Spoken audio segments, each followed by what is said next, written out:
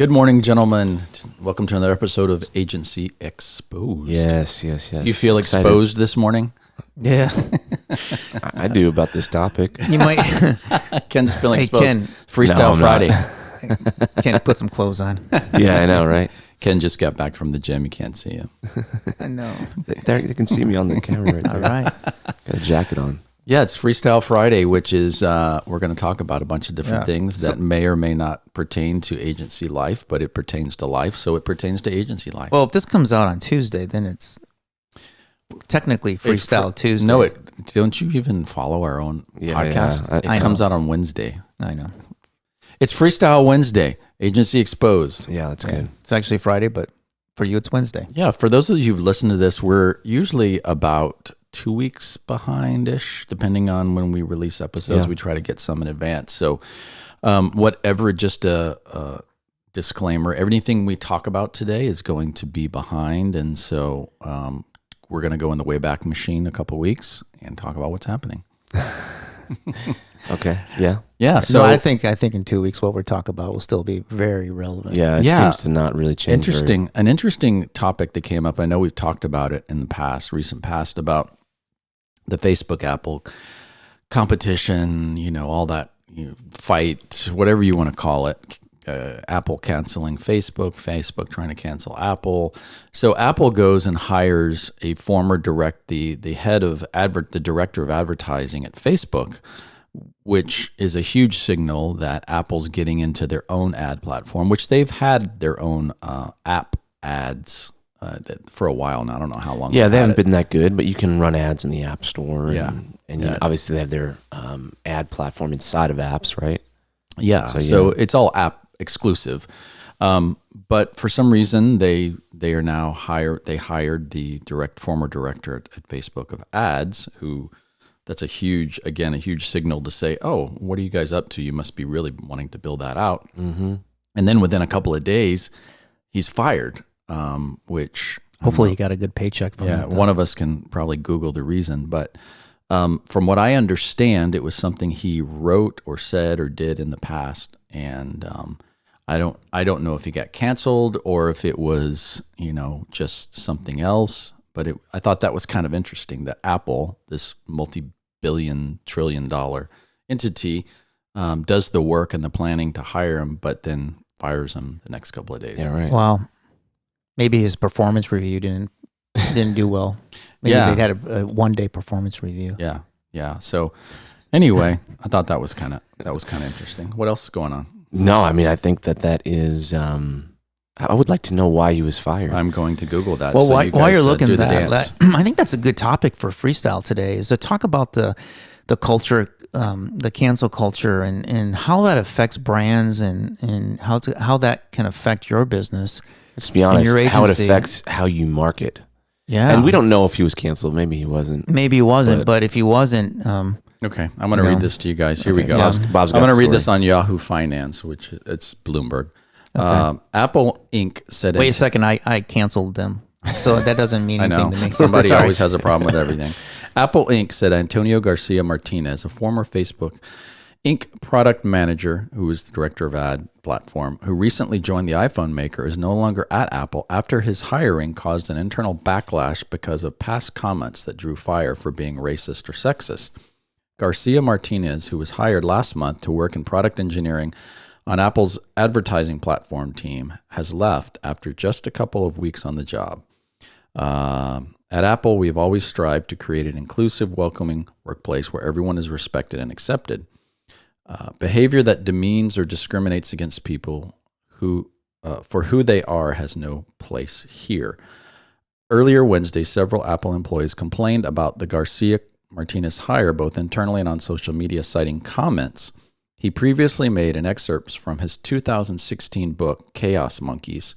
In the book, Garcia Martinez called women in Silicon Valley soft and weak, and made a series of other assertions deemed misogynist and racist by Apple employees.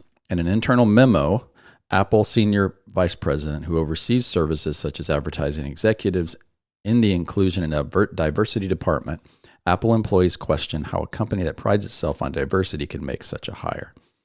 and then it goes on and on and on. So Okay, interesting. So, yeah, he was canceled. Wow. Yeah. It's interesting. We watch American Idol once in a while. My in-laws. They're still going? Yeah, my in-laws watch it, and they always say, "You gotta watch it. You see that guy from so and so? There's a guy actually from Franklin that just he got removed last week. Yeah, unfortunately here in town. Now we'll see him now at the coffee shop. I think he goes to our church. What's his name? Church of the City. Oh man, what's his name? I don't know. Anyways, I'll think about it I'm sure, after the show's done. Everyone knows everyone But- in Franklin. So. I didn't know that show was still on. But there was a kid. I stopped watching when with the Asian rapper. What was his name? Back in the day. The guy that was really bad. Yeah. That guy was awesome. Let me look at his name here. I stopped watching with Steve Tyler. Gone. She bangs. Yeah, Is that the one? yeah, exactly. The guy he did the album of Really Bad. Yeah. A couple of them. Yeah. Well, there's a contestant. I think he's 15 years old. He's like super talented. He's a songwriter and stuff. And I know Luke Bryan really liked him a lot. And his name is Caleb Kennedy. And I just saw an article yesterday that he was removed from American Idol because when he was 12, he posted on social media with a friend of his, which looked like one of them was wearing a KKK outfit, like a white sheet kind of outfit. And, with American Idol, they create these handles for you. And that American Idol handles those handles, meaning those are like Twitter accounts and stuff like that. And they're managing them for the artist. It's not their own, American Idol owns those. And so there was a response that was put out, and it was kind of put out in his voice because he's kind of a young Southern boy.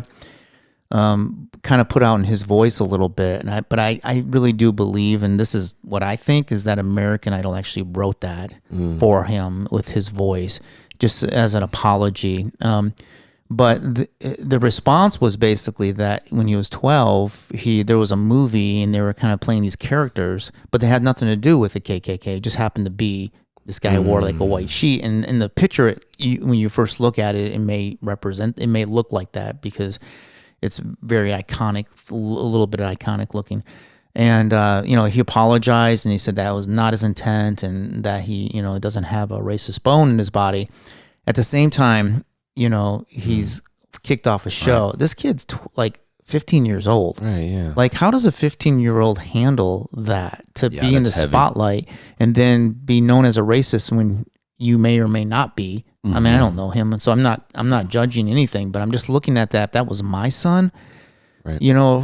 People, we all do stupid things. Like when can we get to the point when we can just be human and be not perfect?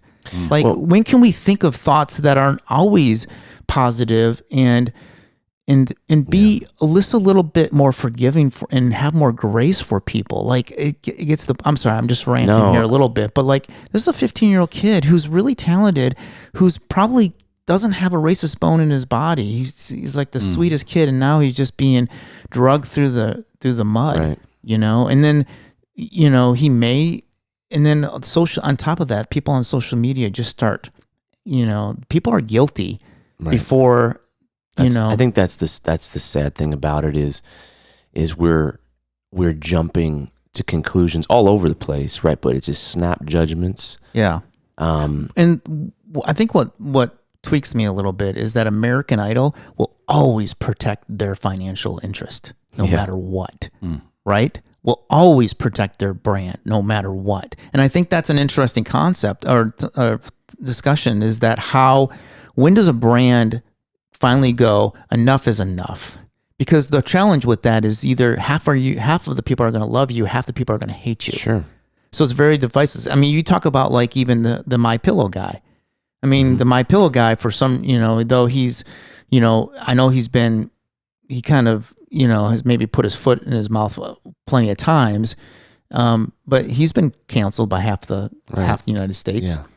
And he's, when do brands, how do they side with this stuff? Do they always protect their financial interest, or is that just greed after a while? And when do you, as a business owner, go, you know what, I'm doing what I feel is morally correct, what I think is the right thing to do for an individual person or two? When I see any canceling happening I think what the thing that bothers me most is that it's kind of counter to the goal that you're actually trying to accomplish, supposedly, which is accepting somebody or hearing them out. But what we're doing is we're actually snap judging people. Oftentimes, I would say, no matter what the situation is, there's always more to it, and probably oftentimes inaccurately, or at least, without digging into some of the reason why. Because Bob says this all the time, right? Like, people operate in with good intentions, or how do you say this? I Like, think people are doing the best that they can. they're doing the best time. that they can For the most part. I don't think any people get up and go, right. Like, rarely is someone. I'm going to act like a jerk and destroy people's lives. They Right. may do that, but they don't. They're just responding to something that's going on in their own life. Right, and trying that's not to say survive. every action is Right. is okay. I think Right. the point is that rarely are people getting up and saying, "I'm going to do this bad thing." Yeah, of today." course. And so, I think there's a lot of danger with this kind of snap judgment culture. Obviously, we're not here to necessarily talk about that. We can, but then I think when it comes over to brands, man, I would love to see. I really respect brands that believe something, but then believe it because they truly do, and they can actually lead in that notion, rather than they believe it because it's kind of trendy or something like that, and so but there's no depth to it. So when brands come out and stand in favor or against something, I think that it says a lot if they can do it in a healthy way of leading through that actually unifies rather than divides. I think that says a lot about the brand. If it's like, hey, we truly believe this, and we're going to help lead the conversation here, but in a way that actually brings people together and actually educates, rather than, I think what seems like 80-90% of the time you see brands coming out and they basically just side with the most popular opinion. And ultimately that comes down to trying to, they just want, in those scenarios, I can't imagine any other situation where they're not just trying to side with the group that's going to buy the most from them in the future. It's really a money thing. And that, if that is happening, when that's happening, that seems cowardly at the minimum. But it definitely seems like a degrading of the company, of the problem. Yeah. And ultimately, you're chewing up and spitting people out. So you're hurting people, right? We should believe that people can be, the story we talked about, we read earlier about the Apple employee, is not part of, and again, I don't know the details, and, Sure. I actually don't, I've never read the book. It could be really bad. Maybe it's not. I think the point is, I don't know. But I do think, isn't part of the idea of inclusion being able to have someone redeem themselves? Maybe, Yeah. right? And I don't know. Maybe he's For maybe he's like, no, he has those beliefs and he's still like that, and it's totally legitimate, right? But maybe he doesn't, and maybe it's the other side, and I don't know. But my point is I think, regardless, I think there should be a leadership conversation that Apple's doing around that, Right. or any, like, a company that understands these things. It's like, hey, look, there's more to it. It's not as simple as it sounds. Right. Most likely, right? Well, I remember when I was my first year of college, many moons ago, I took a mass media course, which I don't even know if they do mass media courses anymore. We're going back to it. I think. Yeah. And I remember the only thing I remember from that class, actually, I think I still have the book. It's funny, but I remember the professor saying, if left to the masses, media will always gravitate to its least common denominator. It's a pretty big statement, and we could argue the merits of it. But I think what we have in society, in the world today, is that, meaning the internet is a free environment. The past 15 years that has opened up to the masses to have free reign, and it produces the least common denominator in things like this. And what I mean by that is, there are really good things about what we call cancel culture, and there's a lot of bad things about what we call cancel culture. Should everybody on the planet have the opportunity to call out injustice if they so choose? Absolutely. Should people be held accountable for things they do? Absolutely. However, the very base, in my opinion, the very basic way of existing as human beings and as a society is tribalism. It's our base nature. I'm going to go find a group that thinks the way I do, and I'm going to live in that bubble. And that serves us as a society at one point. It's like one tribe against another. We're going to protect ourselves against bad bears and dinosaurs. And this tribe over here is going to take all our food. So let's get as many people as together and live in this area, and we'll fight them.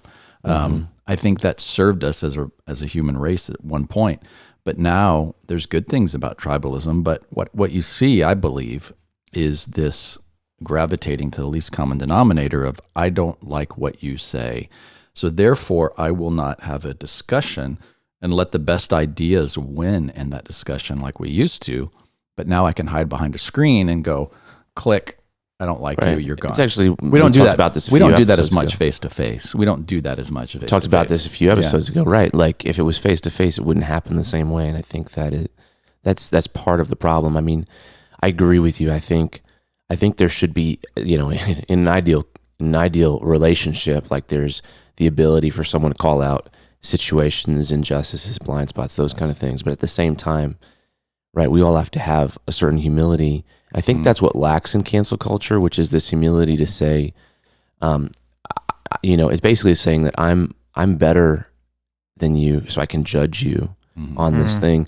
When the truth is maybe there is maybe there is something to be judged there, but the truth is we all have things going on, and so if everyone was, no one's perfect enough to judge another that way, and I think that this idea of cancel culture kind of brings this ego to the top, where it's like, any one person can start to basically judge other people. And the truth is, if we're being honest, like if that was pointed, if that magnifying glass was pointed at any one person on the other side, I'm sure it would be just, we could find just as many things. And I think this idea of canceling ignores that, and that leads to that's never a good road. I think with brands though, we get an opportunity to we all do right here, right? We all in the agency where we lead and can coach brands through things and those kind of things. And, a lot of times, especially after last year, we had brands that were sending emails about COVID-19 and all kinds of things that were going on, not all with good intention. But what was happening is it was just sort of like there was no filter being put on it, a strategic filter as to, is this something we should be talking about or not? And what are the repercussions of talking about that? And so I think this is a challenging subject. I've done a little bit of thinking on it. And for me, I'm like, when it comes to a brand, I think that self-reflection, number one, of are we violating the thing that we're going to actually talk about, which for a business is really hard to say you're not, because like a giant company like Apple, I bet has a bunch of injustices in its supply chain. And let's not even get into that. Let's not even get into that, right? Like, I mean, you have some factories in China. They sell a lot of phones in China. Well, no. Some of those factories are essentially, if you look them up, they're doing things like essentially trying to do genocide through factory work, those kind of things. And not all kinds of bad stuff. Well, I find that no matter what you try to do, even a company, you're always going to be two-faced. There's always something. Well, there's going to be a tribe that doesn't like you. Yeah, well, no. What he's saying is, you can say, okay, we did this. We're going to cancel this person because they don't align with our values. At the same time, way down the road, like you said, Apple and their supply chain, there's probably injustices that they have a blind eye to because it's about money. And maybe not even intentionally. I No, think that's maybe the point. not. That's the point I'm bringing up. But they It's haven't. like, Maybe they haven't done due diligence Right. to What I'm saying is, like, expose it. humility in personally, but even when we're talking about marketing as far as a brand's concerned, let's just be honest, you're so big and there's so much going on that even if you were trying to eradicate all that injustice, You can't. it's probably there. Yeah. And so let's not ignore that and, and act like it's not there. Right? It's not to say we can't call out injustices. I'm saying when you do that, I just think it's important to do it with humility and be like, look, we're not perfect. Like, we just think this is wrong. Right. Totally fine. Yeah.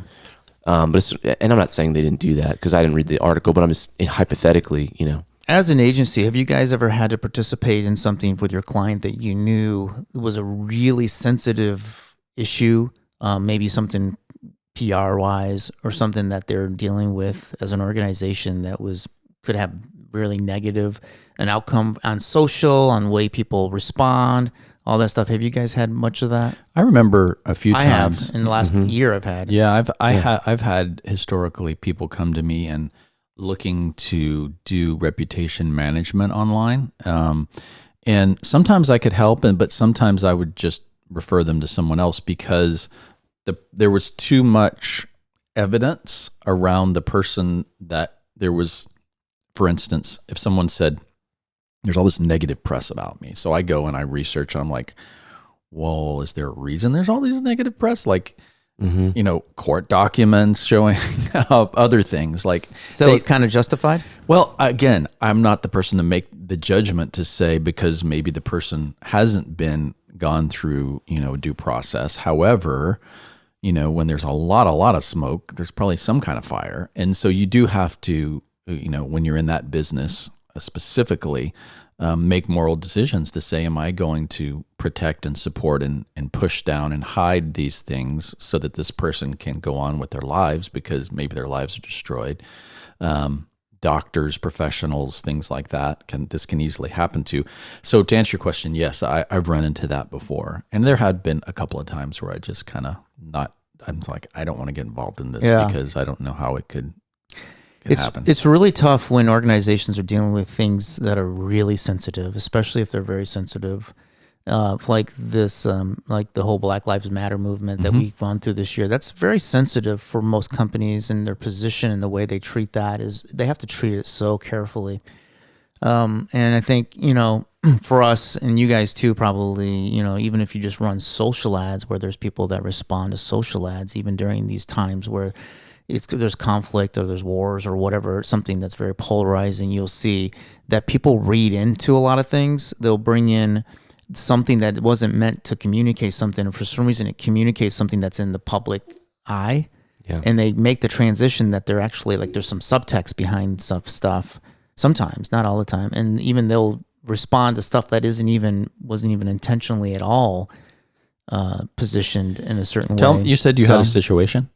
Yeah, we've had quite a few situations this year. I mean, we had a lot of sensitivity with around the whole race. Sure. It's a hot topic this for sure. year. Yeah, hot topic. One of our clients, one of their top brass, big corporation, was found for fraudulent in the past, not currently with the company that we work with, but in the past was found with some tax fraud stuff. And so, it's funny because, not funny, it's really sad, but, the only thing companies can do is completely, as soon as they hear that information, I just snap my finger because it was quick.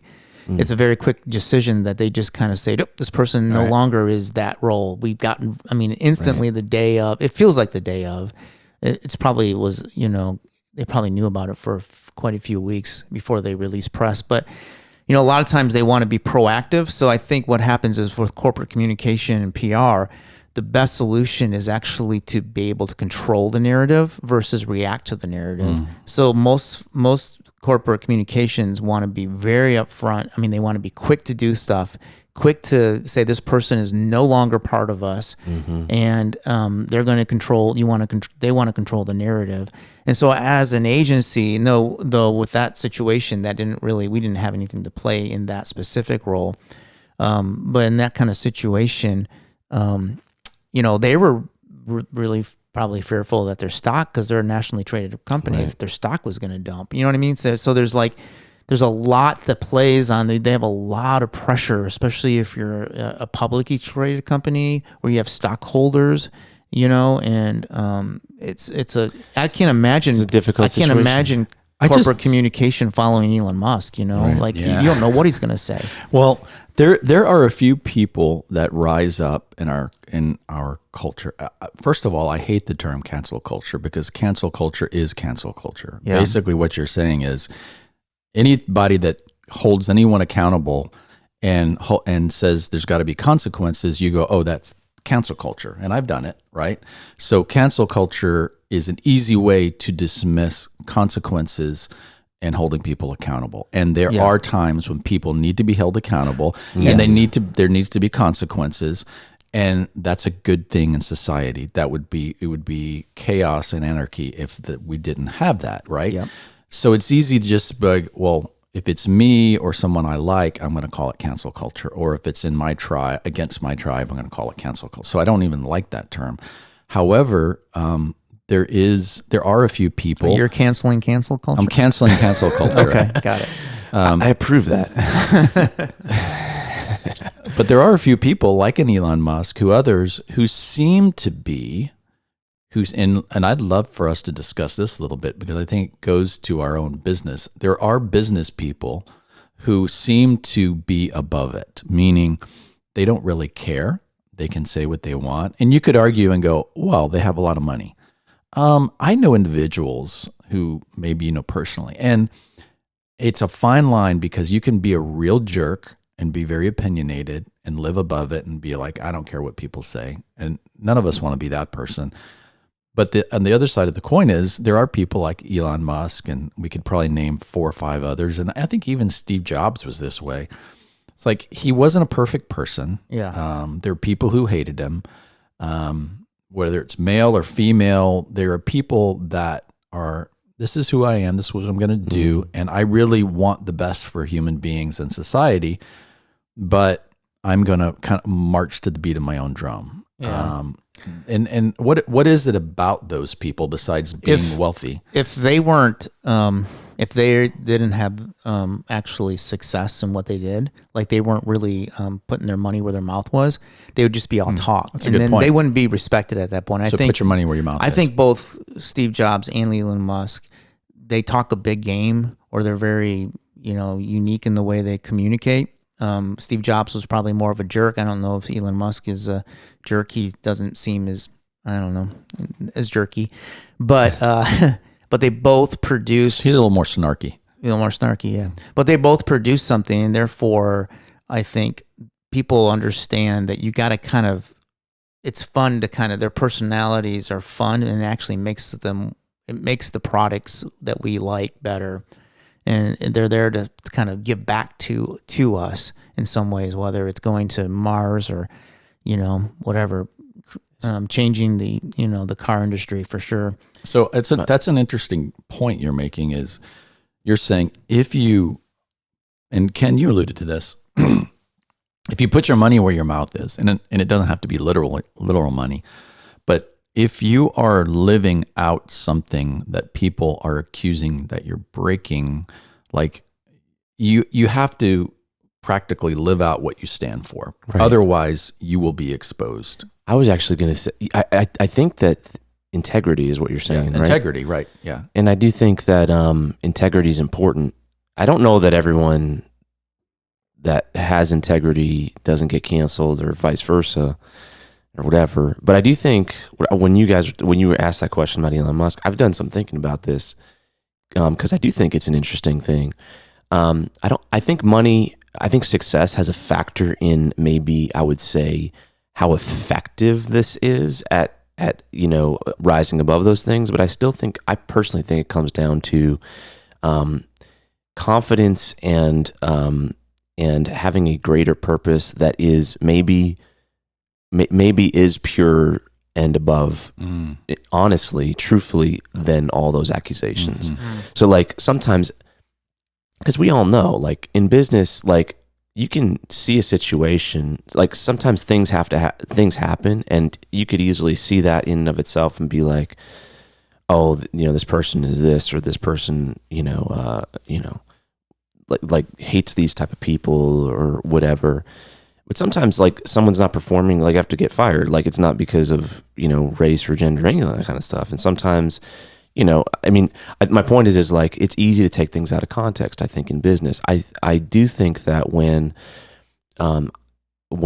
you have a pure purpose and you don't have those issues, I think it's, I personally think it, like Elon Musk, for instance, I think he has that, right? He's certainly got character flaws. He certainly has, I know I've read his book, or the autobiography. He got canceled just yesterday. Oh, for Bitcoin? Yeah, he was the poster boy. All of a sudden, I know, every Bitcoiner in the world worshipped him, and then all of a sudden he said something negative that tanked Bitcoin for he got canceled by the crypto community. And all of a sudden he's an idiot, and he's ruining everybody's life. And ultimately, I guess my point is like, if you're abiding by a certain code and you're able to obviously have success, so I think it makes it easier for this to actually work. But I think if you're abiding by a certain code, there are certain things that are true about you, and you're operating for a greater purpose, and that is a little more obvious, I think it's harder to be canceled. I think it's, I can't believe I just said that phrase. I think it's easier to rise above. I already canceled that, so you can't say it. I think it's easier to rise above accusations because I think it gives you confidence. It allows you to talk about it and be like, look, here was a situation. Obviously, I don't care about that, and then kind of move on. I'm sure Elon could be accused about a bunch of these things because in his lifetime, he's dealt with hundreds of thousands, or not maybe hundreds of thousands, but thousands and thousands of people, employees and those kind of things. He's a kind of get it done type of guy. I'm sure he's rustled some feathers. I've heard that he has. My point is like there's but clearly he's operating towards, a purpose that we all know about. We don't have to and agree. He's better. We don't have to agree with it. Yeah. And he's better at the same time. He's about bettering humanity. And it's about caring about people. And I do think that matters, right? I mean, if your life is about hurting people, then I do think there's probably challenges that you're going to have. For instance, his thing with Bitcoin was, and I cannot sit here and judge where this is coming from, and nor is it my business.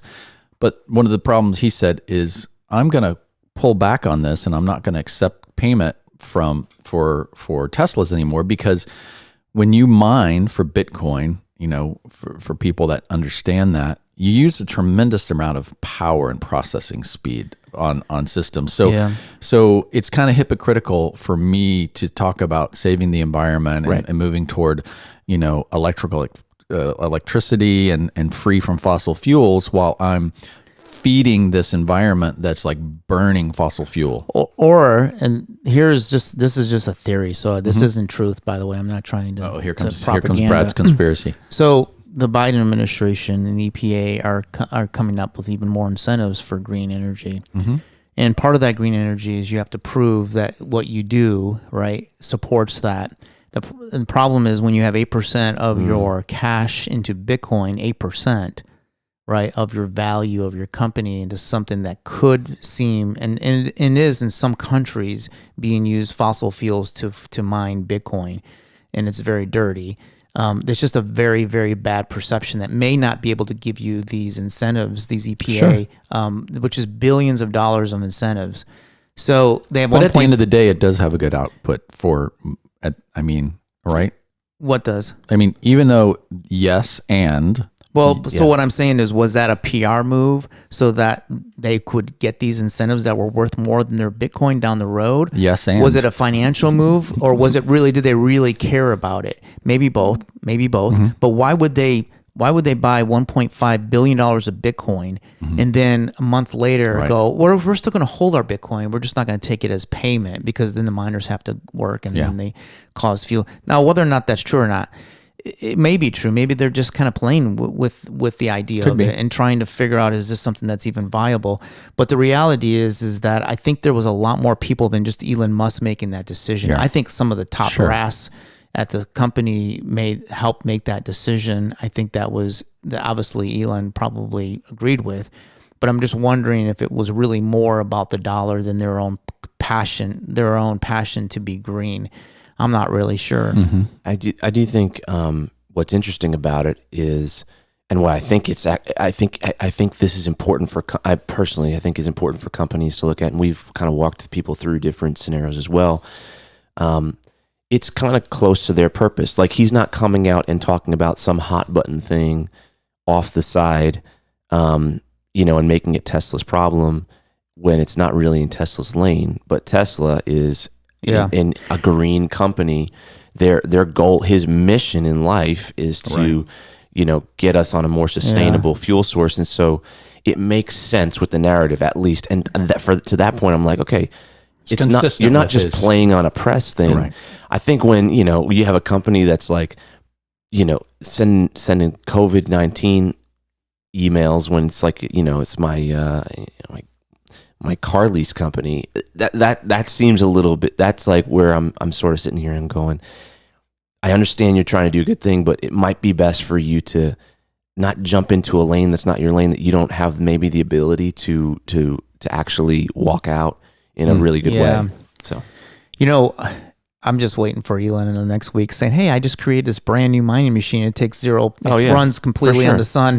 Well, for sure. It's just something that he'd probably do. There are many, many and trusted sources that I talk to that believe he's going to announce the mining of, what is it, up in the satellite or something.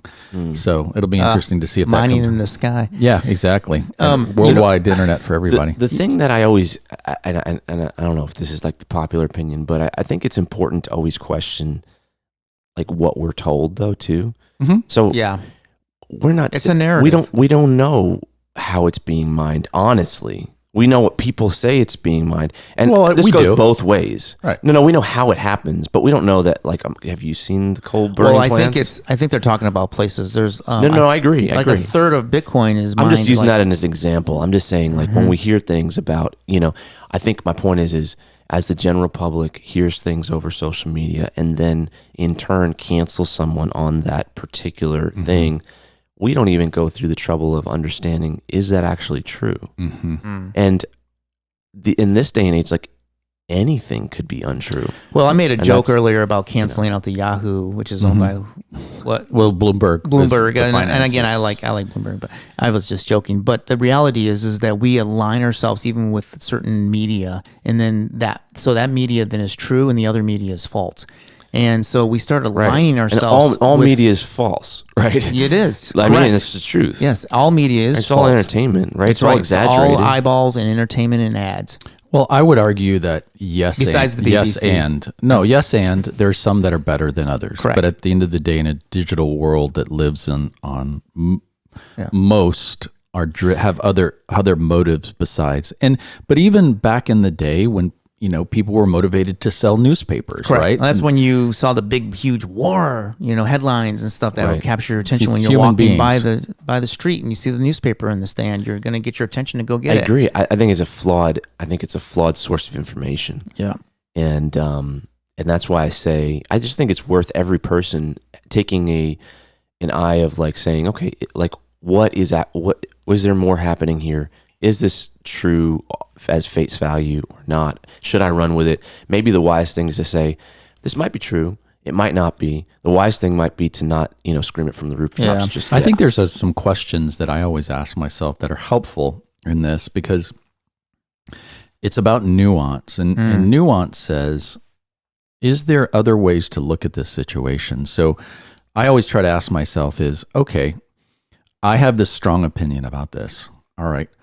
The first thing I say is, what would happen if what I believe is wrong? Okay. But what if the other side is right? So I try to explore that. And then I say, this is the big one, guys. And I want you guys to hear me on this. Who is benefiting most by me having this opinion? Right? Yeah. Who is benefiting most? Because usually it doesn't benefit me, it benefits someone else, right? So in a day of media, and I can come in here and have very strong opinions, politically, religious, whatever. Always ask yourself, who is benefiting the most from me having this situation? And if I can, not to go too heady here, but the term metacognition means thinking about your thoughts. Like, step back and say, oh, what am I thinking right now? And let me analyze these thoughts. What if the other person on the other side of the table is right? What would that mean for my life? Who's benefiting the most from my opinion right now? Is it me? Is it making my life better? Is it really the truth, or is there some? If I can get to the point where I can non-biased think about my thoughts, I think that's the way to getting to a higher plane of being beyond this cancel culture. Because cancel culture simply means somebody disagrees with my tribe, and rarely do we see cancel culture in our own tribe. It's always the other tribe that's promoting cancel culture. Every human being participates in it, meaning I don't like your opinion, so I'm going to tune you out. I'm going to swipe by, and I'm going to go hear somebody that supports my opinion. The whole time I'm not thinking, who's really benefiting from this thing that I have. And that's the thing, like in that culture, with things that go on like that, you are a cog, you're a pawn in someone else's game. Right. Yes. Right. And that is the thing where you have to say, wait a second, this is not benefiting me or the person or anyone around us. It's benefiting the person that, or the organization or the movement or whatever that's controlling the information that's making me want to cancel this thing. Follow the power, follow the money. That's what I would say. And I think humans have a natural predisposition to they want to get involved with gossip for some reason. Yeah. We just like it. We like to be involved in something that feels controversial and kind of be on the team. I almost dropped everything. Talk about controversial.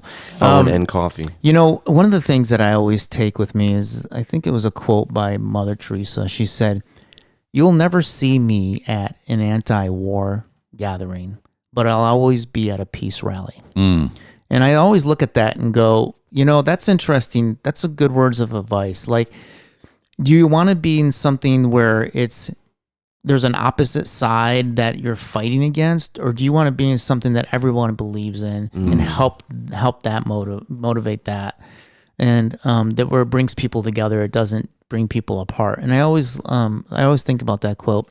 And that's a good one. Yeah. Also, do we believe that people can evolve and change? Yeah.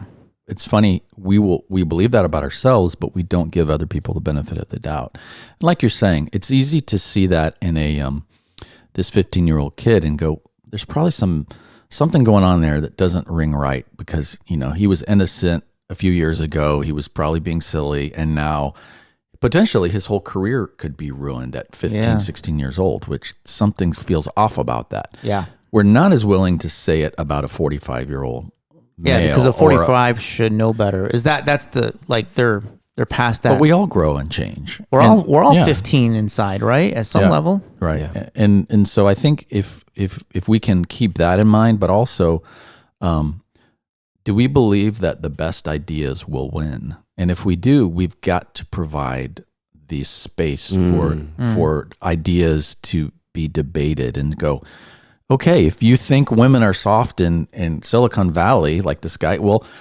let's have a debate. Why don't you go up against some pretty strong, badass women in Silicon Valley, and let's see if that's a true statement. Yeah. And if it's not, then you need to admit and change. Hey, you know what? I was probably wrong about when I made that statement, and let's move on. We've lost the ability to have respect for a different opinion in our country, and maybe a lot of around the world.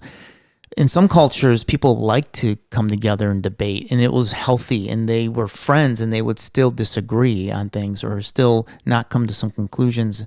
And I think we've just lost that ability. And it comes out of people just hating other people for it for some reason, when they don't have the same view as them.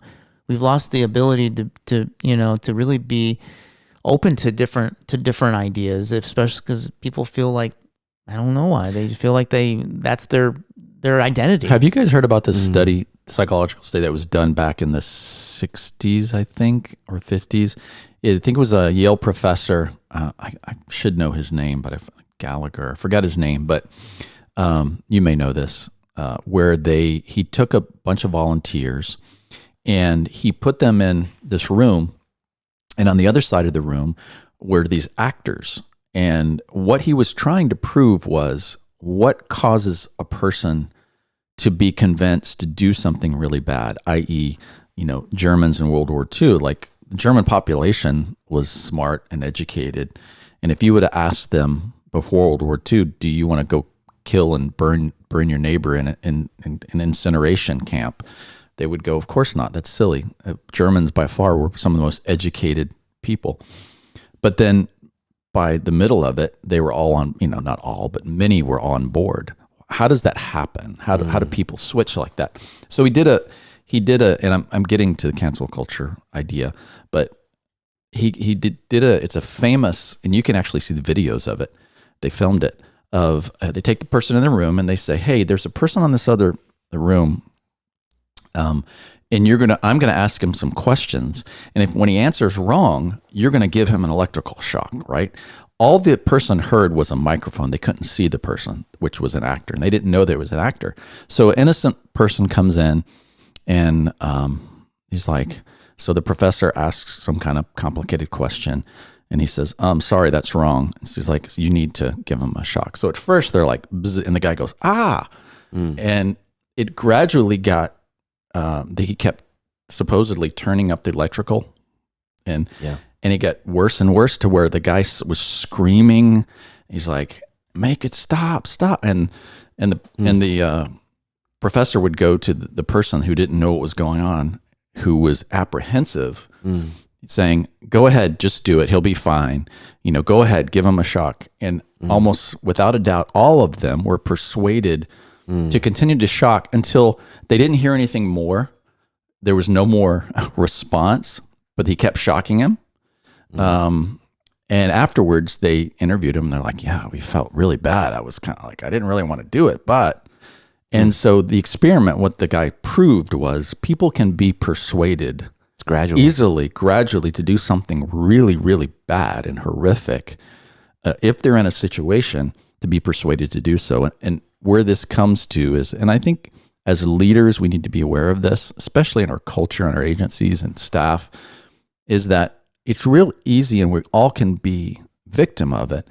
If we're in the right environment that fosters and promotes something really unhealthy, it's easy to get wrapped up in it and to be persuaded because we want to be part of the tribe. We want to be accepted.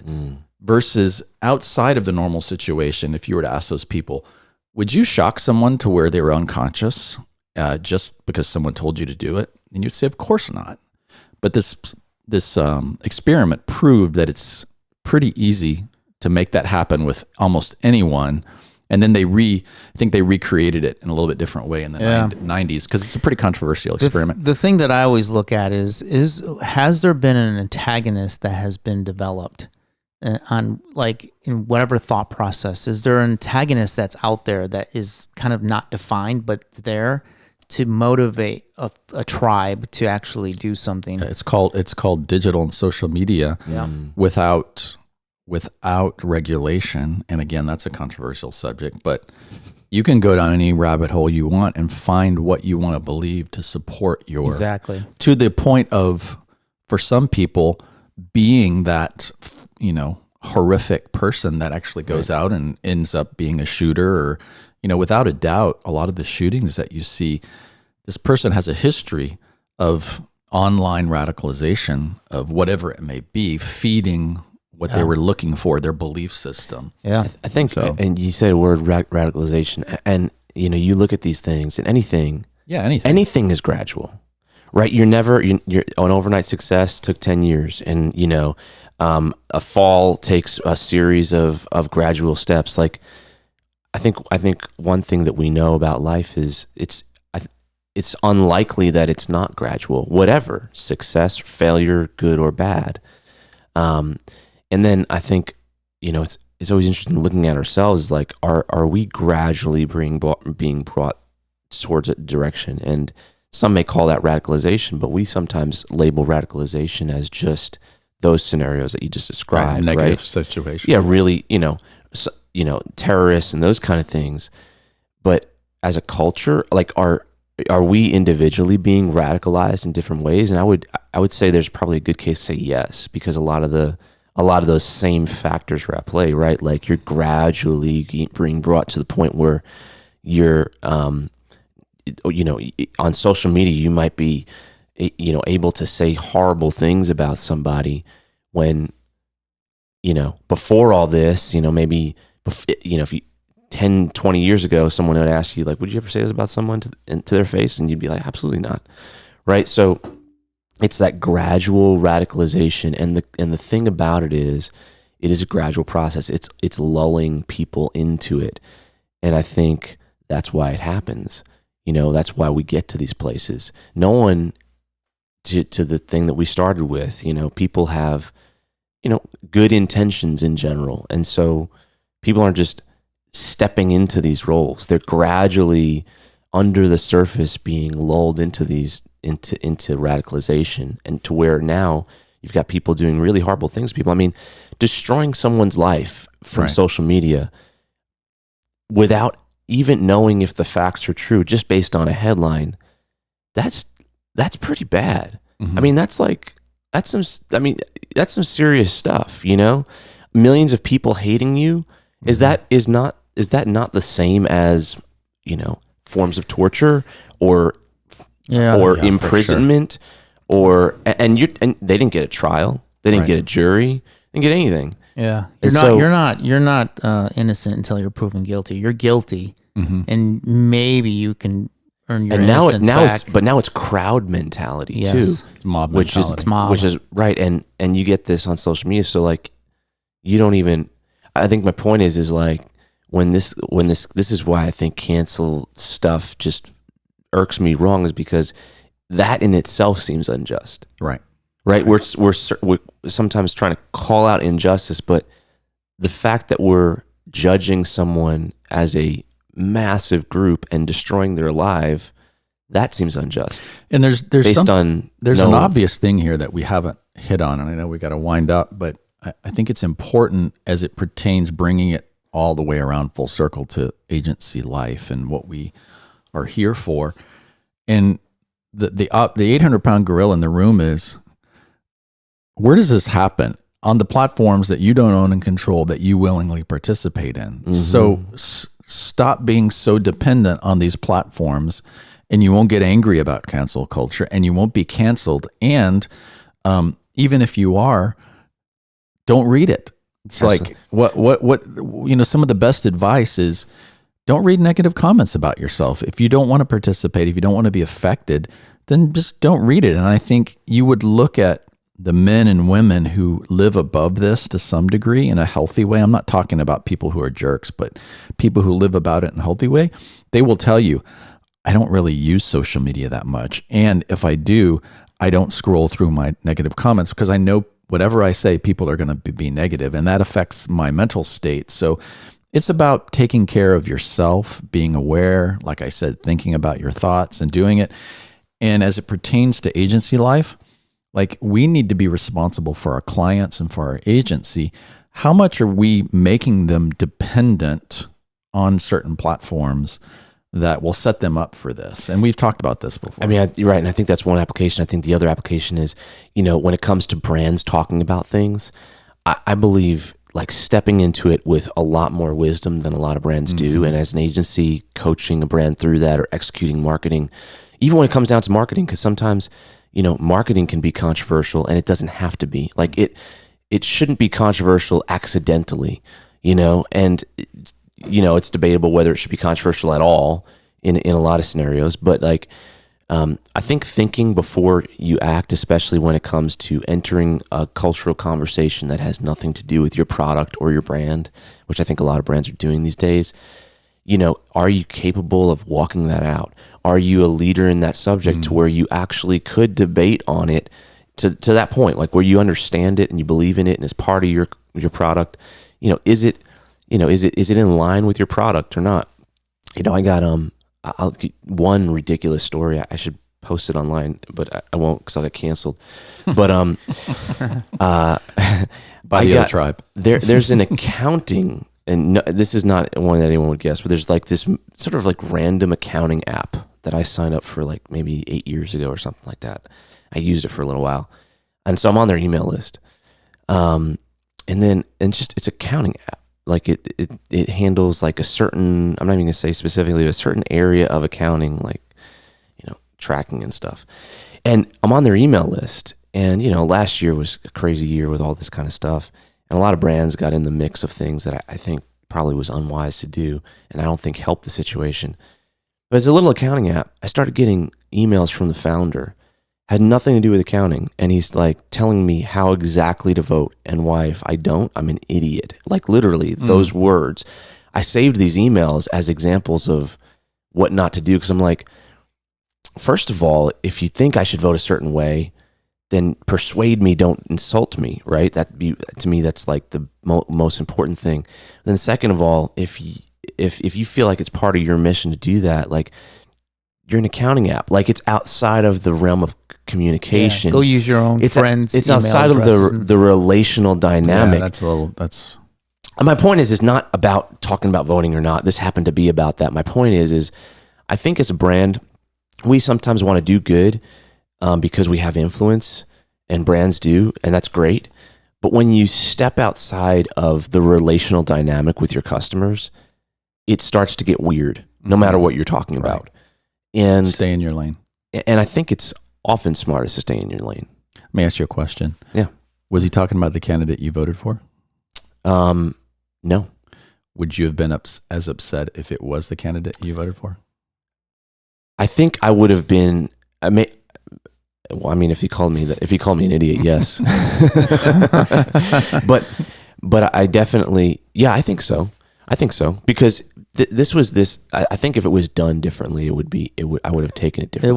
It was the tone and. But this one was specifically insulting, and without asking, like, obviously it's not a conversation, right? We're not going to mention him. We're not going to mention him because I didn't. We're not going to cancel him. We're going to have grace. But I was curious. I